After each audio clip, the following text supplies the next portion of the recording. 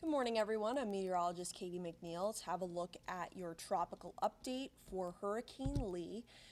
Just as of 11 o'clock this morning here, the National Hurricane Center has upgraded an area under a tropical storm warning here as we go through the next couple days. This is going to last until Sunday at around 11 a.m., so 2 days from now, or 3 days from now rather, and this is including areas of the Cape, Martha's Vineyard, and Nantucket. So Rhode Island coast and Bristol County here, southern Plymouth County as well, is still under a watch, as well as Block Island, but we're going to continue to monitor this over the next few hours here as they keep releasing updates to see if we end up becoming included in that area.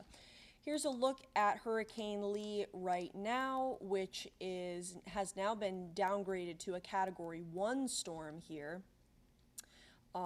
as of the last few hours or so. And here's the current stats of that storm, where we're going to be at 90 miles an hour as of just about an hour ago here. It's now moving northward officially at 14 miles an hour. It's going to continue moving north, and as we go into the rest of the week here, into the weekend, mainly Friday night into Saturday is when I'm expecting the majority of the impacts in our immediate area. So here's Saturday at 9 a.m., kind of going to be at the peak of our impacts here in southern New England.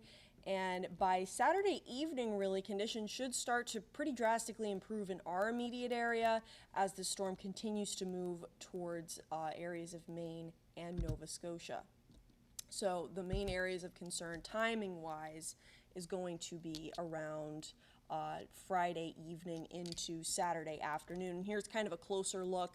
So the storm has the potential to still be a Category 1 storm at the time of its biggest impact, although because we are far enough away from the center of a storm, expecting tropical storm impacts rather than hurricane impacts. But parts of the coast of Maine as well as Nova Scotia are going to have to be aware for potential hurricane force impacts as we go through the weekend.